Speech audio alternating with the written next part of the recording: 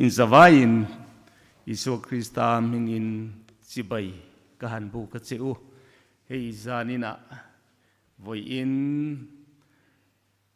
pathian ta na kanin sin nani pathian ni kanti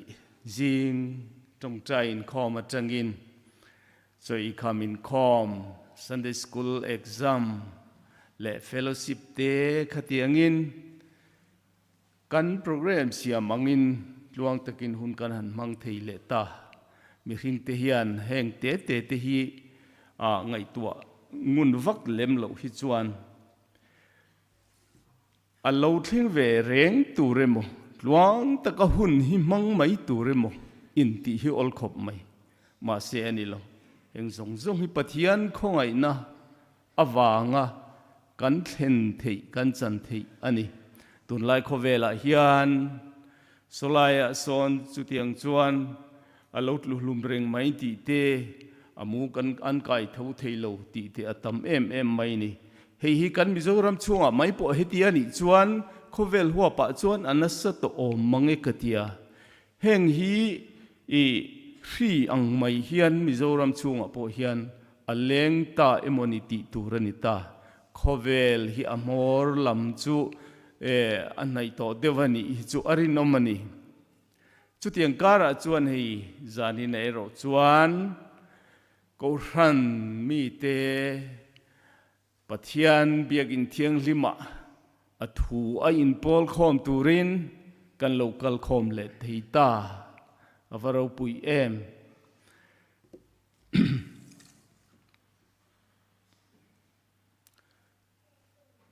zanina khan kha I pathian fakazai tur solo tur kha theilo tlat maya karil ruwa kalu ruwa mandana chuan khami omsa nen kein pakhat ka somanga pani po ni ro sizan lam ania thupuan lo boka katia ma se ka soma po kha voin chon nuwa khan min ron thil le theilo tur thu atul lavaniange I hlimsang hodana atul lavaniange ti to mai tiang ole masain pathian nena itong tryang u lalpa kan pathian du tak khoina min hruaya min enkol tu zanin hun te keini ko ran hoten tak sa chaklo takin tharau lam chaklo bok nen chuti chunga he hun lalpa min hruai thleng le a hei biak in thiang lima zanina hian I thua in pol khom thei turin kan local khom le ta ti hi kan lo malom thu kan se lalpa I thu hi al lubera I thu hi ro pui bera kan thin lung ti saktu kan tharau nun min choi kang tu lo ni sela zanina kanin khom hi abulatanga top thlenga tharau min thruai turin Isu Krista mingin kandile amen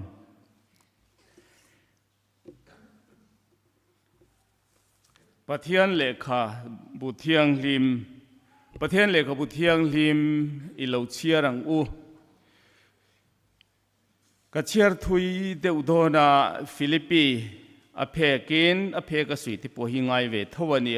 von tak tak hi har devasi betsi zaila kan ngai thakha to sia sangkhat le zale somrukna lai vel phek akhan Philippi bungthum chang som pasari atang khan som chang som bungthum chang som pasari atanga chang som nile pakhat na thleng khan kan chiaranga ti chuan kan chiar zoa po keu thei mayada emo keu sa emo tekha ni thei sela athavia vin ka ria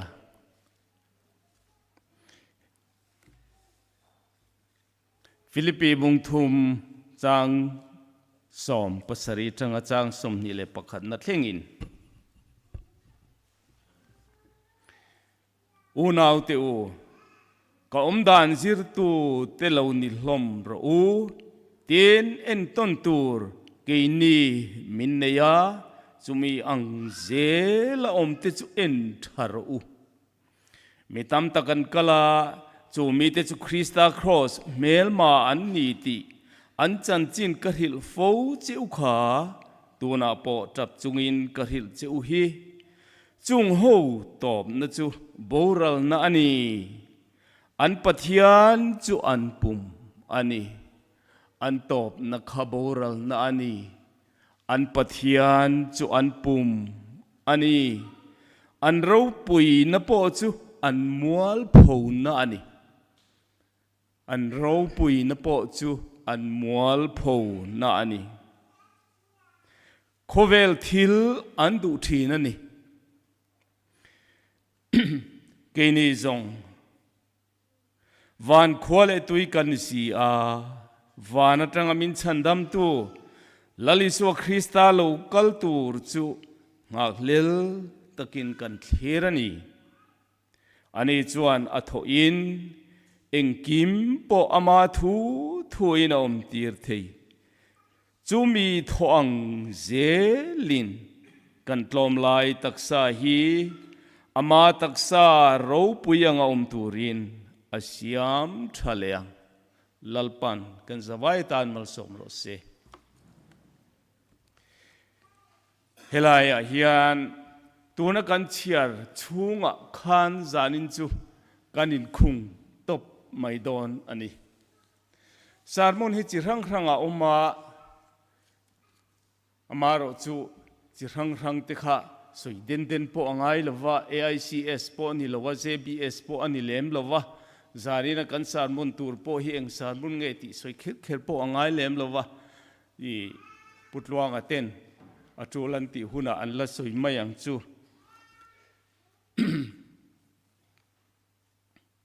tirko pola hian Philippi khwa ami ti nena lekha athona alung len thak to mai khonge Philippi khwa mi ti nen khan kanin hukhat boxi a kahun ola hian lekha thon kan zia kanga kan thon mai tiang ati ani lo top ti her hiat ring maya kan tlang wa lai chuan lekha hi kanin thon thina la taka te po vairama te po kan han oma chuti chung po chuan lekha hi athona in thona ngai tho tun lai chuan ngai to lo mel mu in o nen engkim choble chilin kanin bia manlai chuan manlai aloni taring maya manlai hanti hi upaten manlai hanti ve ngial ila an hanti hi aloni riau maya manlai hanti hi ain tharun omdu riau maya ma se ani ve tlat boxia lekha kanin thona ti khan kan zia ka chu amutu in alo chiar thin ti chuan chanchin kan in the thin tirko pola po hian Philippi khwa ami te ko ran ho te ring tu te nena khan lekha athona chu hei hi ani Philippi khoi khro pui tak mai ani Philippi khwa hi Alexander the Great anti man lain sikul nau pang college po kan ni ma in sikul nau pang kan ni lain history kan zirthin nang ni ho tun lai mi hian in jirem ka hello Alexander ropuya Alexander the Great anti chu mi pa Philippa khwa ming choin he khwa hi ansa Philippi ani chu he khom ming choya ansak Philippa fapa Alexander achu ahun lai chu na ro pui khop maya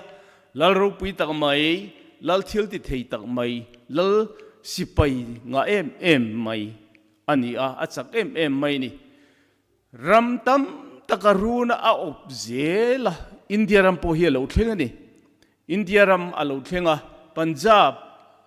เตคิอรุณอบมันนี่มาโรจูรัมข้าละเจ้าโตลุตุกะรัลอเบยนัสลุตุกโตอะอาสิไปเตอันเจ้าตงคงโตอะอันกัลเปยตลวะอินเดียรัมฮิอรุณอบโลแต่ไม่นี่เจ้าวัดจุดยังอังความมิงจอยนะ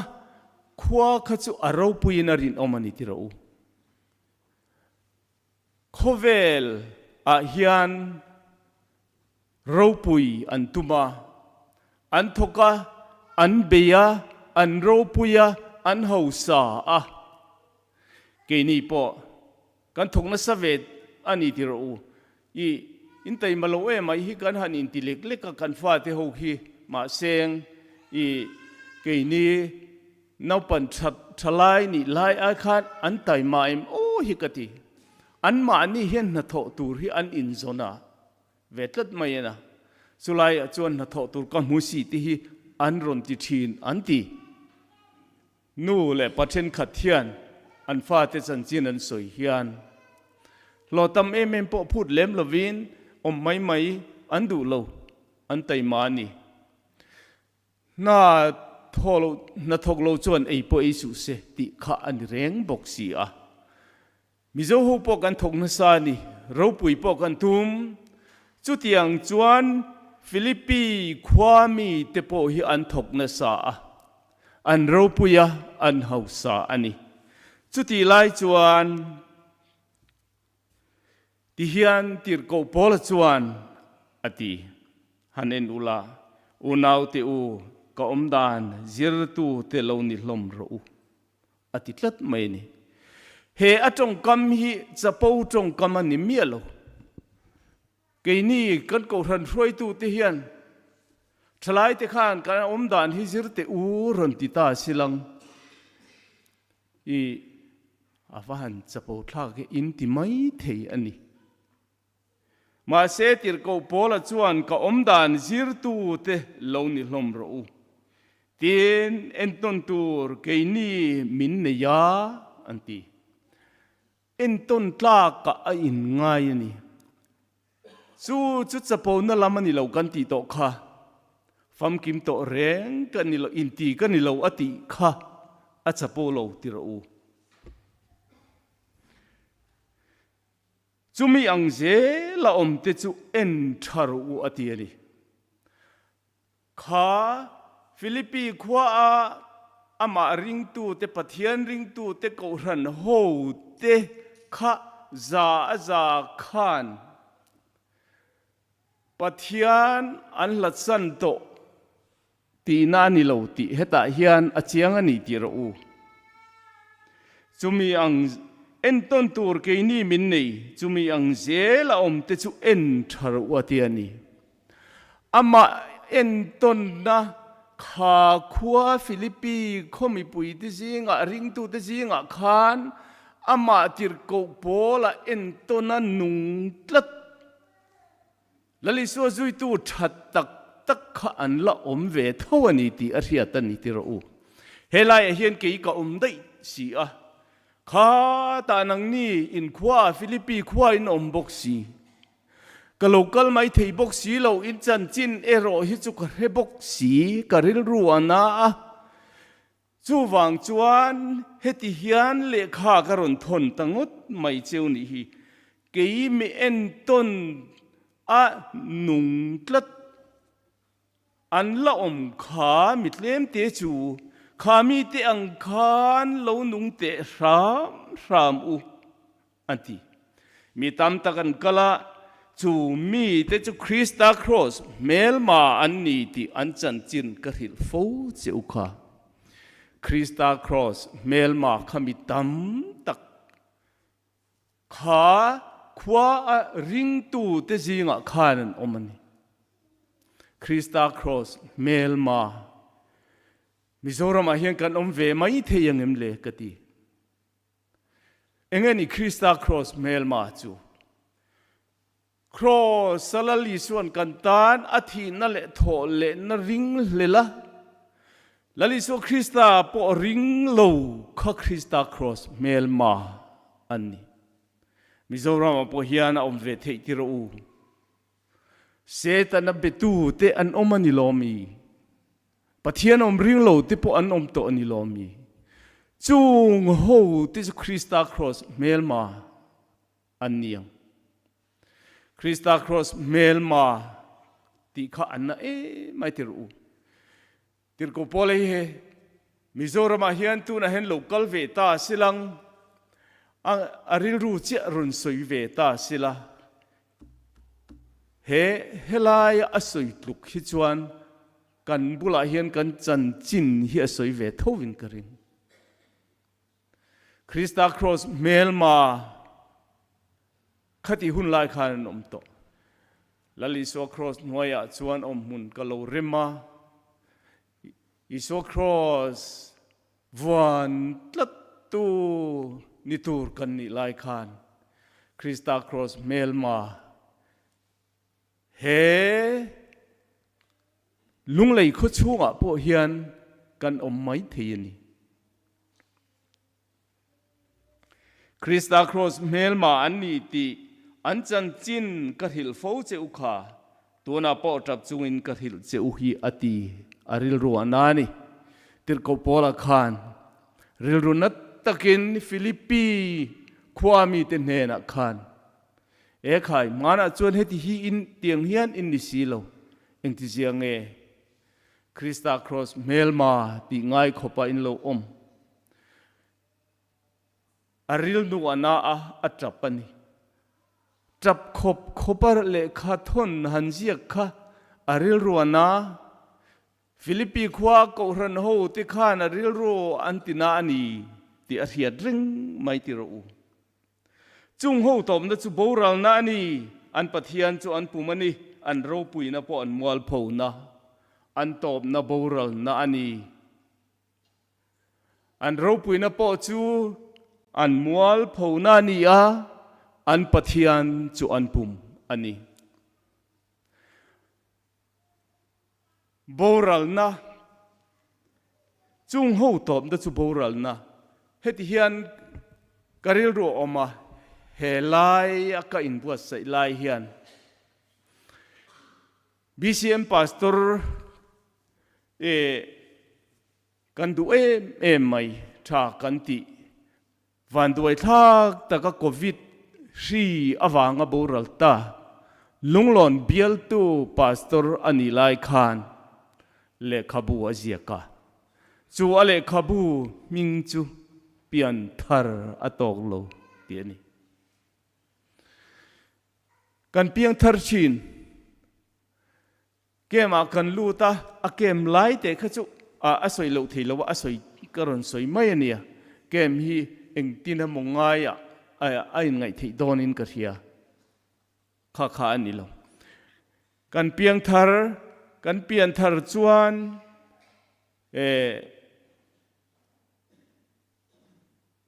van ram chang tur kan ni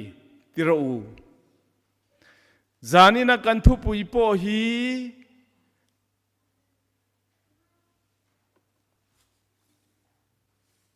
van khwale tui kan ni sia tiani mi alo pian thar chuan pathian du dani na nunganga lali suwa nung zui tu alo ni mo amaro chu helaya hian engtin nge tirko pola khan Philippi khwami tin hena asoi chung ho top na chu boral nani atitlat mai ni engti jiange ringlo mi ti khan aril ru hi antina em anilo pathian ring tu ko ran ho mi ti jinga khan aril ru tin na tu ril ru tin na takanung antam awang khani boral na top tur po khan mutlat mai chu kan pastorina athuzia ka chuan pian thar atok lo kan pian thar mai hi atok lo wani abu chung kha thia chiar lo poin achiang ani ti ro pian thar atok lo tuna ka pian thar na hi atok kim mani le mani po inzo avathave mana ka pian tharna kha atokim mani le mani inzo te ang u pastor lal ming chuang zong te chuan pian thara tok lo atok lo wa oma atok ka tinani piang thar ni si boral tur pol kha thei don tina lo ni ta ti chuan Philippines khwami ten he na chuan an pathian chu an pumani khovel thil a hian an ngai tu na zong chu he khovel thil ni he khovel ro pui na zong hian he ta anu zel kha han chiar ta ila khovel thil an du thin chu khovel thil chuan min eirala he khovela hian ro pui kan tuma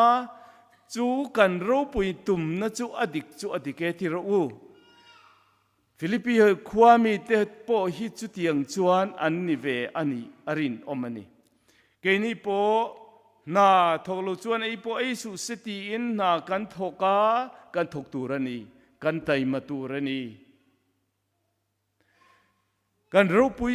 i chungkwa po ma kan son zel turani ti ro kan in ti po ma ai chon ro pui vero se pathian ring tu ni awanga in chete aloi ringotur ani bi khau lowang ti ro amaro chu chuan pathian min theng hil tir ani chuan Isu Krista niak nung kan zui to lo ani chuan kan top na chu boral na ani heti hian ala soile zel an ro pui na po mol pho na ani ati duam na awang hian he khuvela hian sumle pai te nei zel kan du adike min sarkar na athoka a sarkar na thoa khan lung oi lovin a loa khan lung oi lovin he ai tam hi ka vadu em ati chuan duam na awangin chu chuan corruption a hruai lut thei ani chu a ro pui na kha mual pho na tun lai a corruption case te po kan sui thuak ta ani lom ni he ta sum dong po in a thei to ka thiang lim ta ka poisa alak lu thei na sum don na kha lung oi lovin he ai tam hi thlatin singa kalak lu hi atam lo e mai noi thum kan la lu don te ang engting nge ka ti ang phal lo in sum don ngai ta chu mi awang chuan a lo ro pui ta poisa mutam ma se a ro pui na kha amwal pho na lo ni ta chu mi awang chuan zela lu te po kan om ta ani lom ni kan ro pui na te hi kan mual pho na hian a chang thei don ani tirko polan chu tiang chuan ani he Philippines khwa ring tu te ho kha an nun ni an ro pui na po an mual pho na ani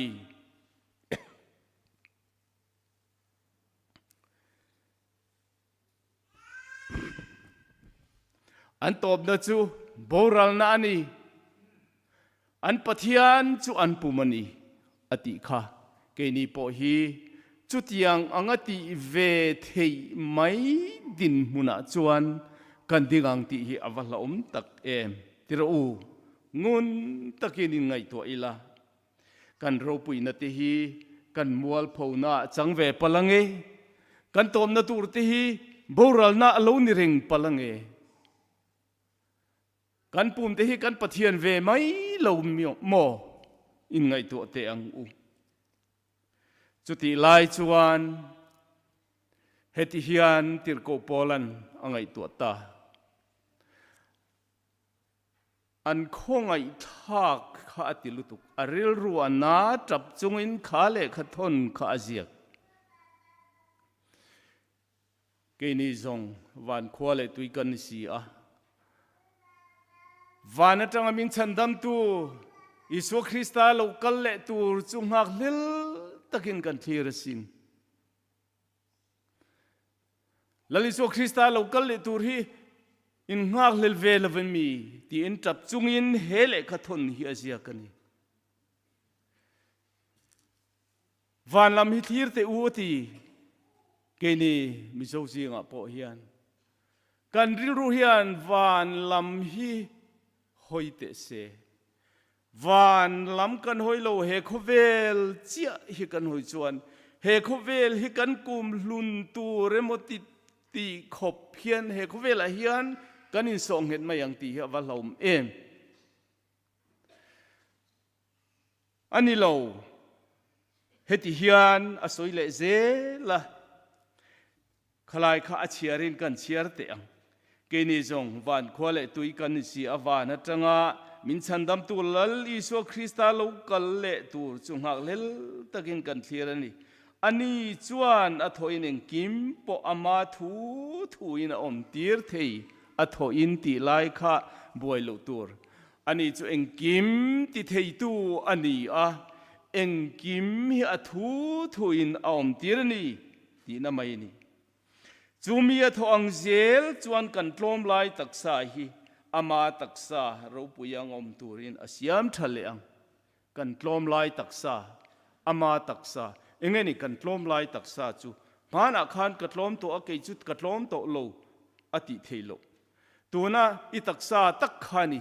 tlom lai taksa chuni tu kina kan ngai tha a kan thu soi tu in mel ma te mangai thei chu pathian chau hian iti ani khop mai engam chang chon kan mel ma te hi kan mangai ve emo han tima ila kan thil ton azirte mi tong kam ke ma ni chan chin soya mi ina kan ke ma ni min ron ti chana an tong kam man da na zirten mangai lo mai along ol khop mai kan mangai kan ti po hian kan mangai tak theilo mel ma te hi tero mel ma te in mangai tak chu harani karing hei nu pa po hi anin mangai em mel ma te chu soilo in ngai zong in mangai em kha engamu chen nu chuan an in thin le dei mai ni in mangai hi a har via vaniang chu wangin mel ma te mangai phei chu har lutuk chu tiang chuan helai a hian kan tlom lai taksa ati I taksa khani tlom lai chu ni pathian chuin a mel ma te mangai he khuvela hian mi hing zong in lalro pui ber po in pastor po pathian thuril tu thatak po ngam lo kan nei theu chu thi na hi ni chu ni tlom lai taksa ati chu I tlom me kan ni tu na khan zanin hi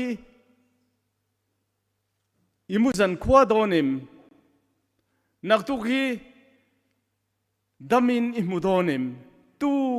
man kan selo chu thi na chuan eng huna po keimania hian thi na hi alo theng thei vekani thi thei eng tika nge ka thi don o mak amaro chu pathian ina min mangaya min khongai zia helai hian alo lang ka ti a thil ti thei zia mi zong hian thi thei kan ni kan lathi don kan ti vek mai ti ro amaro chu thi hun tur ngai tu a kan chung te thi hun tu remo keima ni thi hun tu remo ngai tu a ril runa lutuka om po nuam lo na tho po na po thok lei thei lo hey ha ti le mai om hi ti ro ani mi alo lim takin ani mi hing ti hian kan nun hi kan man tlat chu tiang tur chuan pathian hian min duang tlat hi ama kan ti ro mi hing te hi kan tlom thi na laka kan tlom thi na kan in chunga lo thenga kan tlom ani tiro arhia in kan thenom khoveng kan then rual zong zong an local khom tuk tuk mai hei hian kan tlom zia at ti chiang le zualani kan in phum nuwa po kan tlom zia hi ala lang chho zel mai thi la laka hian kan tlom em mai ni mi hing hi chu ani kan tlom lai taksa ati chu tlom lai taksa tak mai chu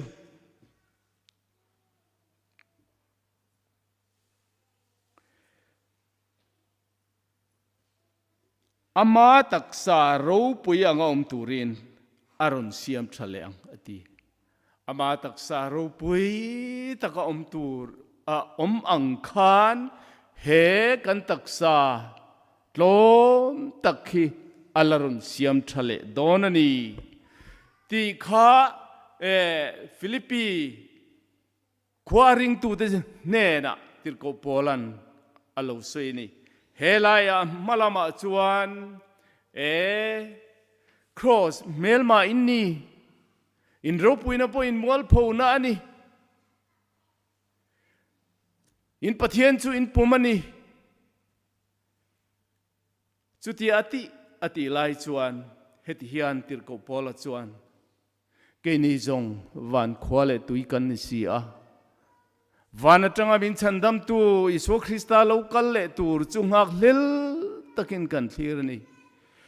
he kan tlom lai taksa hu a local le huna chuan iso krista van atanga min thuai tura a local le huna chuan he taksa hi ama taksa angin siam danglamina lo le anga chu hun chu ngai tua ula thir ula chumi ni tur chuan in tharau tan thanim ngai ro he taksa tan hian in mangzo su he khovel hi mi hingten kan kum hlun na tur ani lo kan zin na mai ani he kan zin na ramatang hian kan hong le don ati tir ko polan chumi huna chuan kan top na khaboral na ani le siangim chumi chu ani ang tir ko pola khan Philippi mi te ne na ti alawani van khwale tui kan ni si vanatanga min chandam tu iso krista local le tur chu kan ngak lela si ke ni chu mi ngak lel tur chuan pathian du danin lali suanung hi that takin zui ro ti chuan kan tlom lai taksa hi ama taksa ro pui angin siam thar alo ni le anga he khovela hian mi te angin kan din le lo te kan din mun te nuamin ro pui lo ma se van khwale tui te chuan van atanga iso krista local le huna chuan amma taksa anga he taksa hi ro pui takasiam thar in chu pathian local le hun tur chu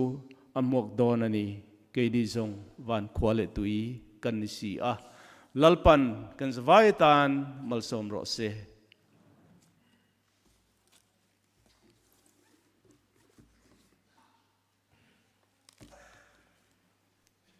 pathian choi moi nan la kan sa nga Christian labu number zale palina Christian labu number zale palina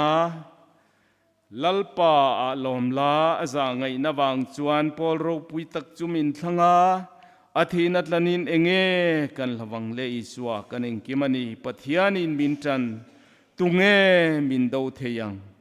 tin pathian faknan kan zawain dingin kan sa anga kan sak zua hian lalpa tong trai na atong trai rualin kan hun kan ti top don nia